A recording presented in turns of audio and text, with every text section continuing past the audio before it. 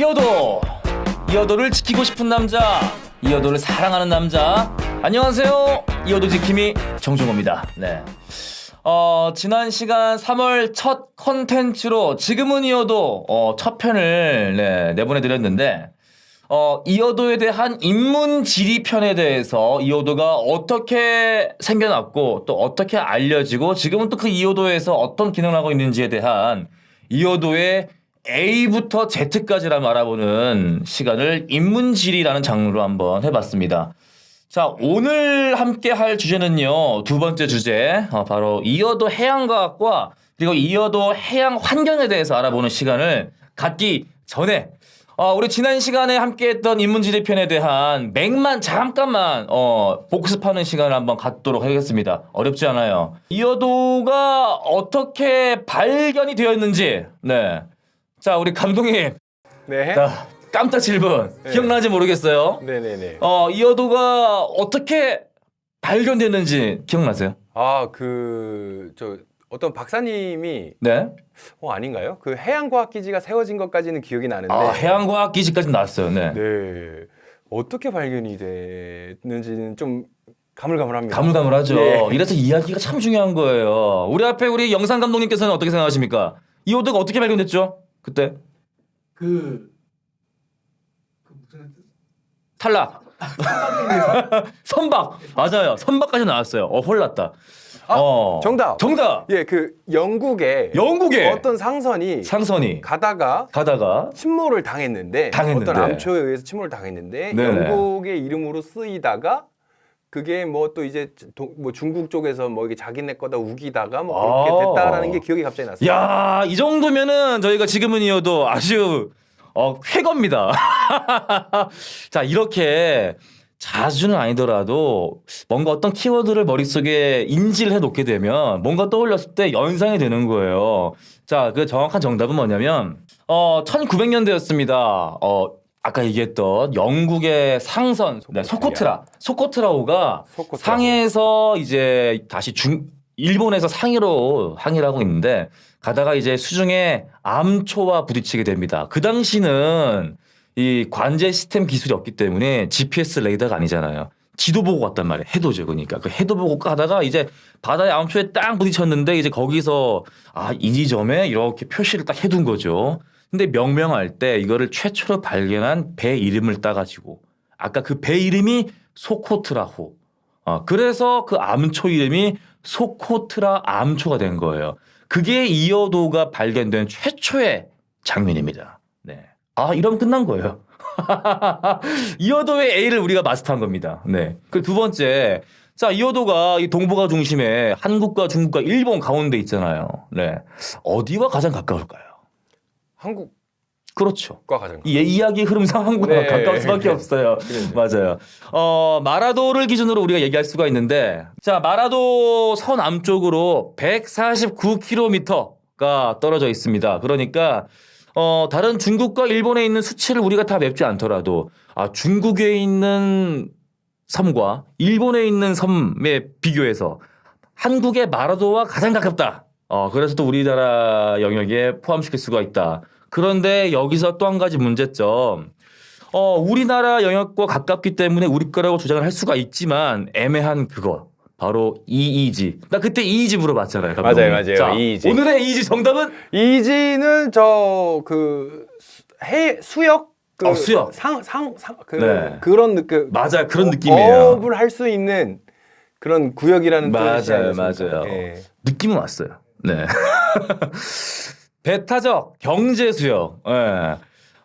우리 것이긴 하지만은 뭔가 경제권에 대한 기본 권리는 가지고 있습니다. 하지만 그것을 같이 함께 사용해야 될 의무도 있습니다. 그래서 아직은 이제 우리나라 거라고 하기에는 애매한 게 이 배타적 경제 수역이 한국이 주장하는 EEG의 범위와 중국이 주장하는 EEG의 범위가 겹쳐 있다. 그래가지고 애매하다. 네, 여기까지. 그럼 끝났습니다.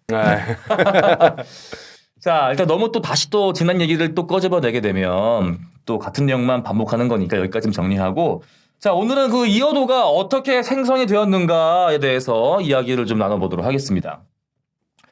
일단은 이 모든 이 대륙의 발생과 그리고 그 외에 기타 뭐 섬들이 대부분 우리는 이제 화산 활동을 통해서 만들어졌을 거다라는 상상을 할 수가 있습니다. 실제로도 그렇고. 자, 이렇게 좀 얘기를 좀 해볼게요. 이오도는 화산 분출로 만들어진 화산암 편과 그리고 응회암질에 퇴적물이 쌓여 있다가 빙하기 때 차별적인 풍화와 침식 작용에 의해 깎여 나가고 남은 잔류성 지형이다. 와, 무슨 말이야 이거? 무슨 말이에요 이거, 감독님? 이해되세요? 아, 너무 잔류성 힘들어요. 지형이다. 네. 자, 아무튼 이게 무슨 말이냐면 그 전에 잠깐 이 지식만 알고 있으면은 아주 이해가 빠릅니다. 바로 이제 암석이 만들어지는 순환 관계를 되는데 우리가 고등학교, 중학교 시절에 약간 왜 암석 이름 지구과학 시간에 배웠던 기억이 잠깐 있을 거예요. 막 퇴적암, 변성암, 너무 헷갈리잖아요. 화성암. 근데 이게 마냥 외우는 것보다 뭔가 조금만 그 원리를 알면 되게 쉽게 알 수가 있어요. 자, 요것만 알면 됩니다. 오늘 가장 핵심 포인트가 이거예요. 용암이 폭발해가지고 만들어진 것도 있겠지만 그 전에 이미 지구상에 기존의 암석들, 돌들이 있을 거란 말이에요. 그 돌들이 풍화와 침식작용, 바람이 맞아서 깨지기도 하고 그 다음에 바닷물에 찰싹 부딪혀가지고 깎이기도 하고 요게 이제 풍화와 침식이란 얘기예요. 근데 그런 것들이 기존에 있던 암석들이 풍화와 침식 때문에 이제 조각조각 날 거란 말이죠. 그것들이 쌓입니다. 쌓여죠. 쌓이는 거를 이제 퇴적이라고 합니다. 그럼 그렇게 해서 쌓여서 계속 만들어진 것들을 우리는 퇴적암이라고 부릅니다. 퇴적암. 근데 그 퇴적암이 이 지구 내부에 어마어마한 압력과 온도가 있을 거란 말이죠. 그럼 그 열과 압력을 받다가 이 퇴적암이 바뀐단 말이에요. 이렇게. 그게 변성암이에요. 성질이 바뀌어서 변성암.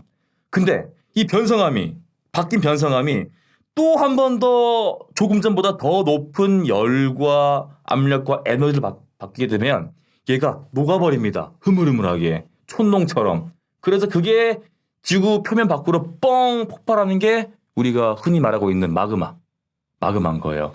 그 마그마가 굳어져서 만들어진 돌이 화성암이 되겠습니다. 조금 어렵긴 합니다만 이해가 우리는 이제 이 돌들을 딱 세 가지로 구분할 수 있다. 퇴적암, 변성암, 화성암. 네, 요게 큰 대분류예요. 세 가지. 네, 뭐라고요? 퇴적암, 변성암, 화성암. 네, 요 세 가지. 요 세 가지. 돌을 분류할 때. 자, 그런데 우리 제주도에 가장 많은 돌 우리 뭐라고 불러요? 현무암. 봐봐, 현무암 다 알잖아. 우리 집에 너무 많으니까. 자, 그럼 이 현무암 또 뭔데 갑자기? 그죠? 화성암 중에도 두 가지로 구분할 수가 있어요. 화성암이 지표면에서 냉각이 돼서 만들어지느냐, 지하에서 만들어지냐, 지표면에서 만들어지냐, 요 두 가지 차이예요.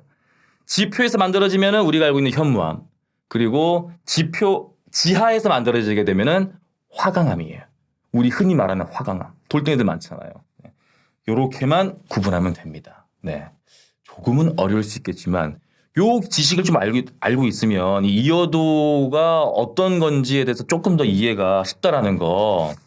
자, 그래서 제가 아까 잠깐 읽었던 거 요겁니다.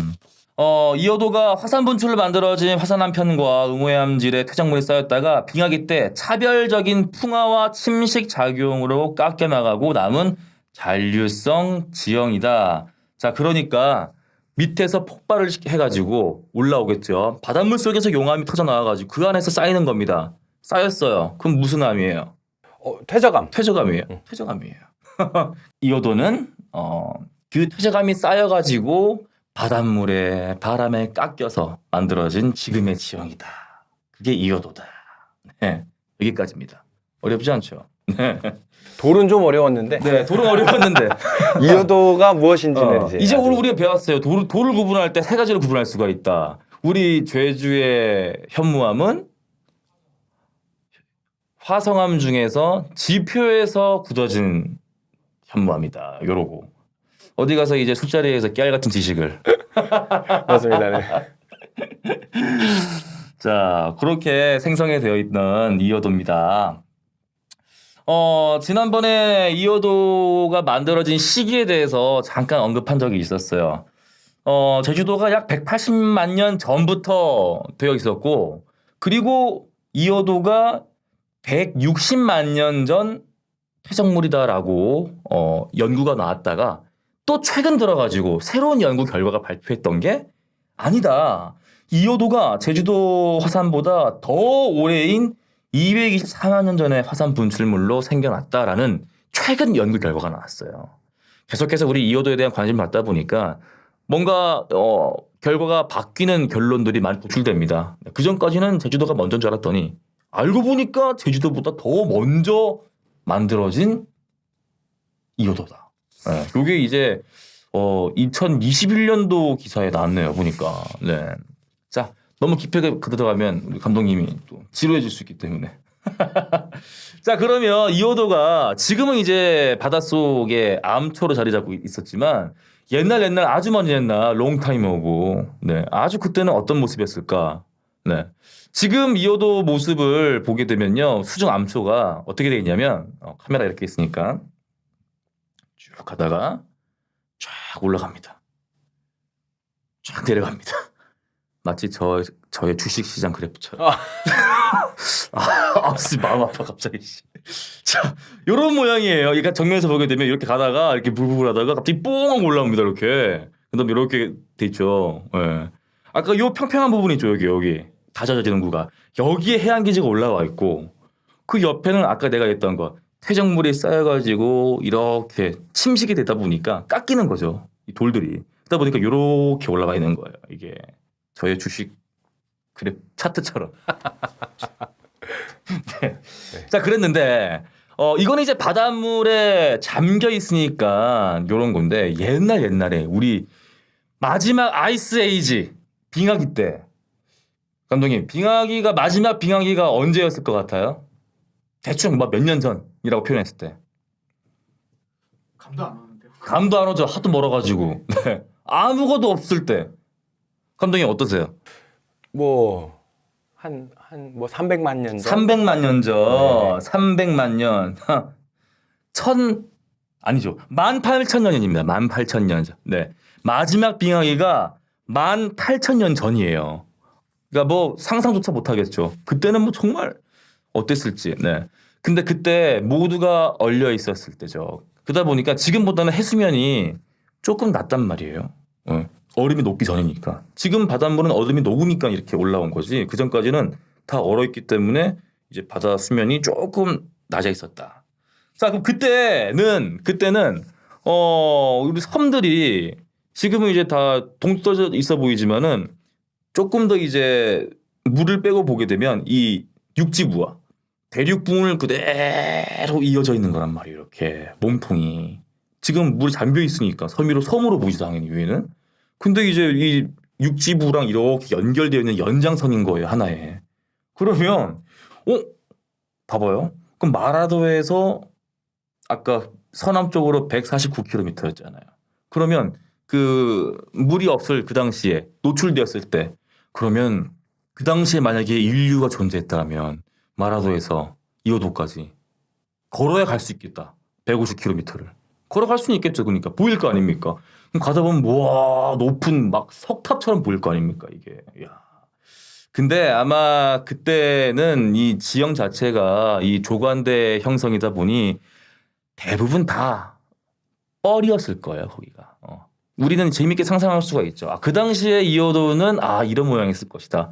걷다 보니까 뭔가 큰 60m의 높이의 봉우리가 이렇게 올라와 있는 겁니다.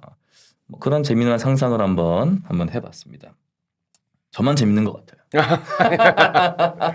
그래도 이어도에 대한 이야기를 이렇게 나눠보니까 우리 지난번에도 한번 작업을 했고 조금씩 좀 정리가 되나요? 감독님 그쵸. 어때요? 아예 전무했었는데 이렇게 이야기 나누고 하면서 좀 흥미롭고 재미있는 이야기들로 들으면서 알게 되니까 더 기억에 많이 남고 또 더 의미가 더 깊어지고 제주도 출신으로서 그렇죠.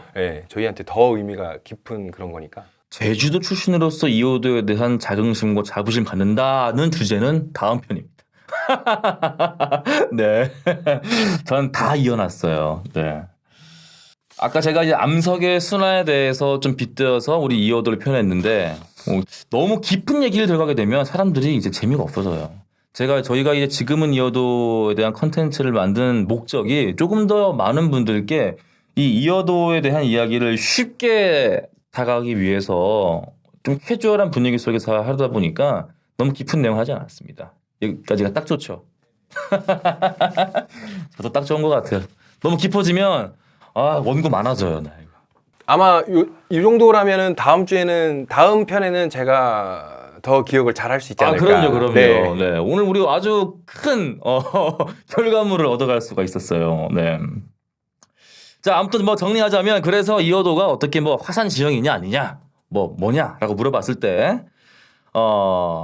물속에서 폭발하는 수중 화산 지형에서만 보이는 응회암, 그러니까 화산재가 쌓여가지고 굳어진 암석으로 되어 있다.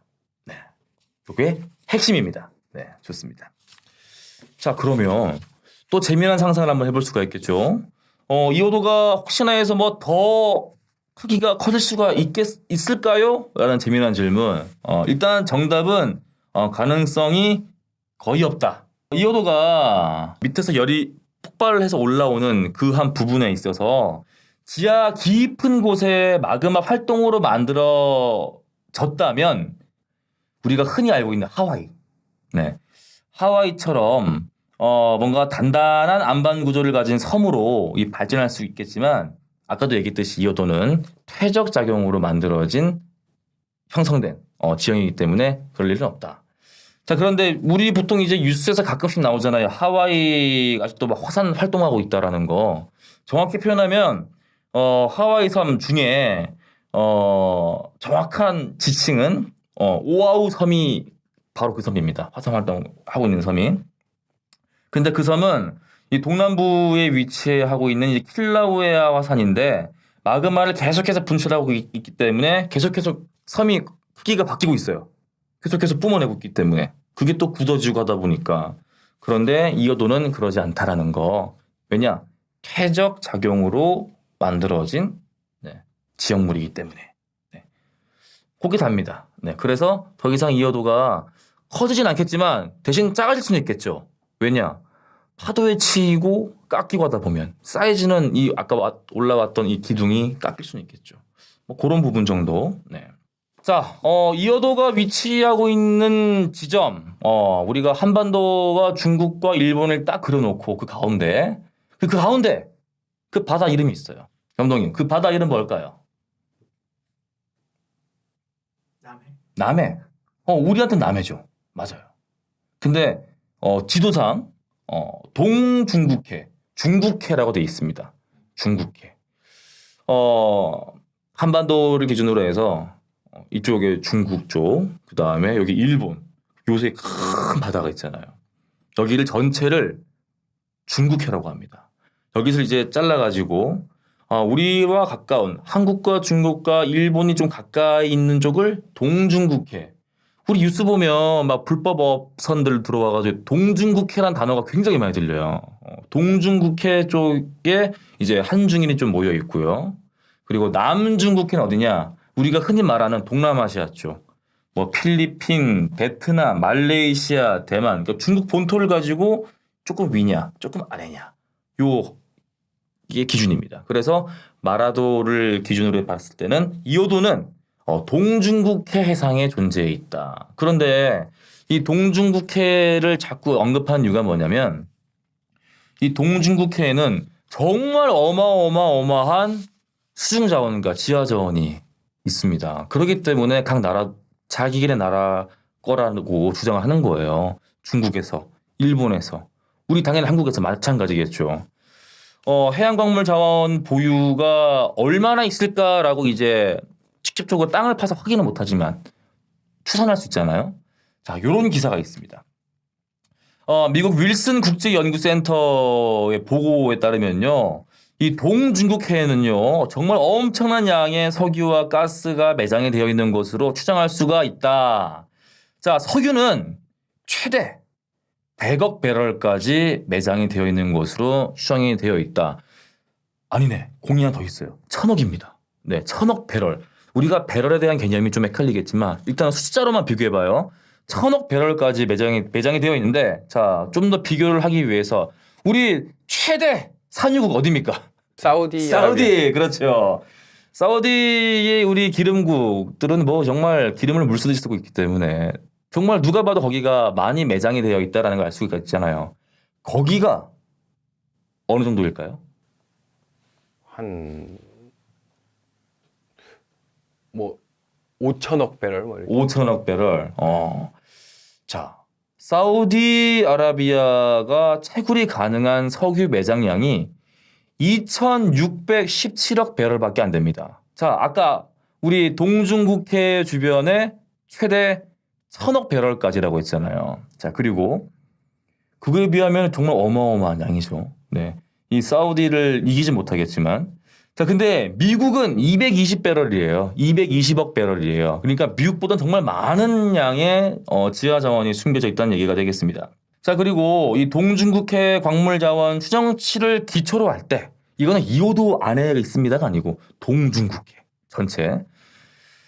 그걸 기초로 할 때 이호도 주변 지역에서도 상당한 규모의 광물 자원이 매장되어 있을 것으로 추측이 된다라는 전제가 있는 겁니다. 그래서 더욱 그 이호도에 대한 영유권을 이 한중일이 이렇게 서로가 각자 주장을 하고 있는 겁니다. 물론 그 외에도 이 지하자원 외에도 정말 풍부한 황금어장, 정말 어마어마한 이 고기들이 잡힌다고 하잖아요. 네. 자, 이렇게 해서 오늘 너무 깊은 내용보다는 지난번 이어도 인문지리편에서 조금만 더 깊이 들어와서 우리 이어도가 어떻게 구성이 되어 있고 이 이어도 주변에는 이런 것들이 존재가 되어 있고 왜 이것이 중요한지에 대한 이야기를 맥만 짚어서 확인해봤습니다. 지난번보다는 조금 더 러프하게 가보려고 조금 더 캐주얼하게 쉽게 가보려고 했는데 지난 3편에 비해서 우리 감독님 어떠세요? 굉장히 컴팩트합니다. 컴팩트합니다. 네, 빨리 끝내고 싶으셔가지고. 자, 우리 사운드 엔지니어 형님. 네, 저도 더 그러니까 1편이 있었기 때문에 네. 2편이 더 재미있게 들렸던 것 같습니다. 이게 정답이에요. 제가 원했던 답이 이런 겁니다. 네, 1편이 있었기 때문에 2편이 있다. 2편이 또 만들어지니까 3편이 생기는 거 아닙니까? 좋아요. 앞서 여러분께 소개해드렸던 이어도를 더욱더 많은 분들께 알려드리고자 만들어진 이어도 서포터즈가 또 잠시 소개가 된 적이 있었습니다. 자, 이 이어도 연구회 관련된 소식들을 받아볼 수 있는 곳이 있습니다. 인별그램. 네. 이거 어차피 뭐 유튜브니까 인스타그램에서 이어도 연구회 검색하셔가지고 많은 분들께서 이어도 연구회 올라오는 자료 그리고 이어도 서포터즈 분들의 활동 결과물들이 게시되고 있습니다. 뭐 카드 뉴스를 통해서 아주 간략하게 어려운 내용보다는 더욱더 여러분께 쉽게 전달하기 위한 게 목적이기 때문에 많은 관심과 성원을 부탁을 드리면서 여기서 오늘 두 번째 이어도 해양과학 그리고 해양 환경에 대한 편 마치도록 하겠습니다. 더욱더 많은 분들과 함께 할 수 있도록 저희 또한 최선을 다하도록 하겠습니다. 지금은 이어도 여기서 인사드리겠습니다. 감사합니다.